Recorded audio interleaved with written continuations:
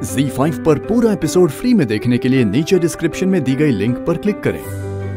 बचपन से हमने कॉलेज जाने के सपने देखे, वहाँ पढ़ाई पूरा करके कुछ बनने कुछ करने के सपने संजोए। बस हमारी एक गलती की वजह से सब कुछ खत्म हो गया। और तुम्हें क्या लगता है हमें कोई फर्क नहीं पड़ता? लेकिन अब क्या करें, कुछ कर भी नहीं सकते। ओह, तो तुमने अपने सपनों के साथ साथ उम्मीद भी छोड़ दी है। इंटरेस्टिंग। किस्मत में जो लिखा है वो तो होना ही है, इसलिए बस रोना ही इलाज है ना। रचना की कहानी। जिंदगी तुम्हारी है, सपने तुम्हारे हैं, लेकिन उसे कोई और लिखता है, कोई और बिगाड़ता है, बनाता है, और उन लोगों ने उन सपनों को खत्म कर दिया। The end। बनारस की बहन जी, तुम्हें अगर शहीद होने का इतना ही शौक है ना, तो किसी मोर्चे या जुलूस में जाओ। अपनी जिंदगी क्यों बर्बाद कर रही हो? उठो रचना और अपने हक अधिकार के लिए लड़ो। अगर हर लड़की तुम्हारी तरफ बैठकर अपनी किस्मत पर आंसू बहाने लगी ना, तो हो गया। बस करो ये भाषणबाजी। तुम यहाँ क्या कर रहे हो? चलो जाओ यहाँ से। नहीं, हम नहीं जाएंगे। हमसे जबान लड़ाते हो? देखिए रख के। सबसे गंदी दीदी, मत आया करो हमारे घर में। ठीक है ठीक है, हमें वैसे भी तुमसे कोई सर्टिफिकेट नहीं चाहिए। चलो जाओ यहाँ से, चलो जाओ। तमीज कहीं का। ये अब क्या कर रही है? आप बहन है या दुश्मन? तुमसे मतलब। और वैसे भी तुम कैसी बहन जो रचना का बना बनाया हुआ काम बिगाड़ रही हो, उसे लड़ने की पट्टी पढ़ा रही हो। वैसे ही तुमने उसका कम नुकसान नहीं किया जो तुम उसे और बर्बाद करने पे तुली हुई हो। ना ही तुमने उसे उस इंटरनेट के चक्कर में फंसाया होता और ना ही ये सब। लेकिन मैंने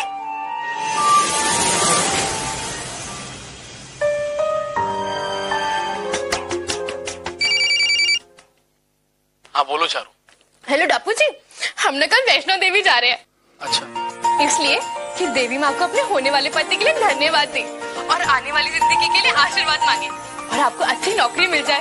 हम लोग ऐसे प्यार से रहे और रोज मजेदार बातें करते रहे।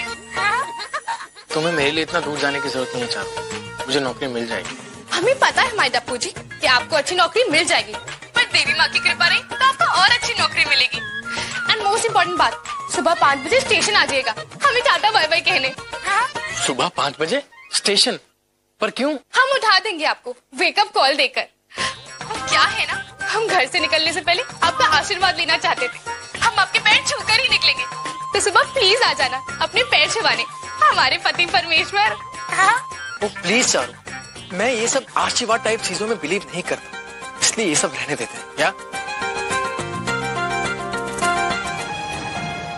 आई सी, तुम यहाँ छुप कर बैठे।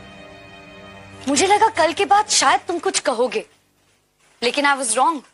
उसके लिए तो हिम्मत चाहिए ना, जिसकी इस फैमिली में तो कमी है। ऐसा नहीं है गुंजन, दरअसल ताऊ जी के फैसले के आगे किसी का जोर नहीं चलता। बेशक वो फैसला गलत हो, उससे किसी का नुकसान हो जाए। देखो मैं सिर्फ एक बात याद रखना, इस बेकार फैसले के पीछे कहीं ना कहीं तुम्हारा भी हाथ है, कहीं ना कहीं तुम भी जिम्मेदार हो। तुम रचना के भाई हो मयंक, और एक भाई का फर्ज तुम अच्छी तरह से समझते हो। रचना के लिए तुम्हें क्या करना चाहिए, ये रिश्ता होना चाहिए या नहीं, ये बात तुम बहुत अच्छे से जानते हो। सोचो मयंक। दीदी, क्या हुआ? अब तक वही सोच रही हैं? हम भी रात भर रचना के बारे में ही सोच रहे थे। हम जानते हैं कि शादी के लिए अभी वो छोटी है, हमने इनसे बात भी की है। इन्होंने कहा है कि वो जेठ जी को समझाने की कोशिश करेंगे। आप फिक्र मत कीजिए, सब ठीक हो जाएगा। पता है संगीता, हमारे माँ पिताजी ने हमें और स्नेहा को आगे बढ़ने दिया था। अब हम चाहते हैं कि वही सुख हमारी बेटी को मिले, लेकिन हम उसे दे नहीं पा रहे। हाँ, पीओ की बात और थी। वो शुरू से पढ़ाई में कमजोर थी, खुद आगे पढ़ना नहीं चाहती। ये तो भगवान की कृपा है कि उसे इतना अच्छा ससुराल मिला, अच्छी सास ससुर, जमाई जी भी बहुत अच्छे। लेकिन हमारी रचना बहुत छोटी, क्या मम्मी, आप फिर से शुरू हो गई? हम आपकी लाडली बेटी को कुएं में नहीं धकेल रहे हैं। शाबाशी दीजिए हमें, पीठ थपथपाइए हमारी। हमने आपकी इतनी बड़ी जिम्मेदारी जो निभा ली है, और एक आप है कि हमें दोषी ठहरा रही। कमाल है, हमारी भी तो शादी इसी उम्र में हुई थी ना, तब तो आपने पापा से कुछ भी नहीं कहा, और फिर हमने सब कुछ संभाल लिया ना। रचना भी सब कुछ संभाल ले जाएगी, आप चिंता मत करिए। तुम अभी रचना से मिलकर आ रही हो। कैसी है वो? उसने कुछ कहा? उसके मन में क्या है? एकदम फर्स्ट क्लास है, बिल्कुल चिंता मत करिए। हाँ, थोड़ा सा घबराई हुई है, लेकिन शादी की बात सुन के हर लड़की को थोड़ा सा झटका लगता है, धीरे धीरे संभल जाएगी। आप चिंता मत करिए और हंसिए, खुश रहिए, कितना अच्छा मौका है। चलो चलो।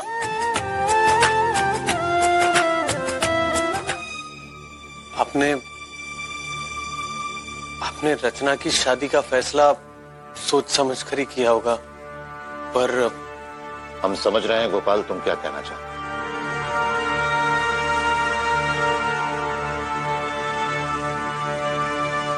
ताऊ जी, चाचा रचना के बारे में बात कर रहे हैं। मैं भी आपसे वही बात करने आया था। भैया, वो रचना की शादी में हम जरा जल्दबाजी तो नहीं कर रहे हैं? और ताऊ जी, वो पढ़ाई में इतनी होशियार है, उसे आगे पढ़ना चाहिए। तो हम कहाँ रोक रहे हैं उसे? 16 की है वो, हम तो सिर्फ शगुन देकर रिश्ता पक्का कर रहे हैं। और रही सगाई की बात, उस शादी के कुछ दिन ही पहले हो, जब वो 18 साल पूरे कर लेंगे। हम जो भी कर रहे हैं वो सही कर रहे हैं, इसलिए इतना परेशान होने की जरूरत नहीं है। हम रचना के पिता हैं, दुश्मन नहीं है उसका। लेकिन मैंने कोशिश की कुंचन। थैंक्स कुंचन, थैंक यू सो मच। तुमने मुझे उकसाया, मुझे इतनी हिम्मत दिलाई कि मैं ताऊ जी से जाके ये बात कर सकूं, नहीं तो। रचना, कैसी हो तुम? अरे हम ठीक है, तुम दोनों कैसे हो? बिल्कुल ठीक, बिल्कुल ठीक।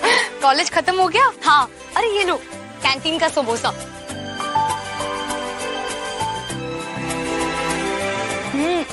इसका स्वाद ही अलग होता है। आज कॉलेज में क्या सिखाया? इस साल ना वर्ल्ड हिस्ट्री का पेपर है। वर्ल्ड वॉर 2 के कितने पहलू है, बहुत ही इंटरेस्टिंग है ना। हमने तो डिसाइड कर लिया कि हम ना MA भी हिस्ट्री से करेंगे। हाँ, मैंने भी प्लान कर लिया, बीकॉम के बाद MBA करूंगी। पढ़ाई की बात ही कुछ और है ना। सच नहीं तो वही चूल्हा चौका।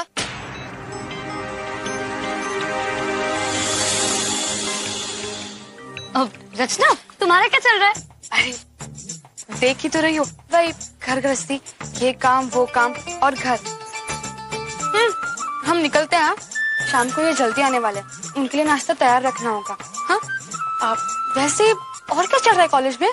अरे आज कॉलेज में ना हॉकी टीम के सिलेक्शंस चल रहे थे। सच?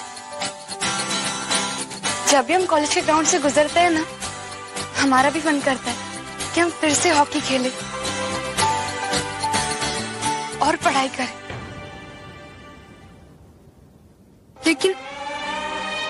लेकिन हमारी किस्मत में तो कुछ और ही लिखा था।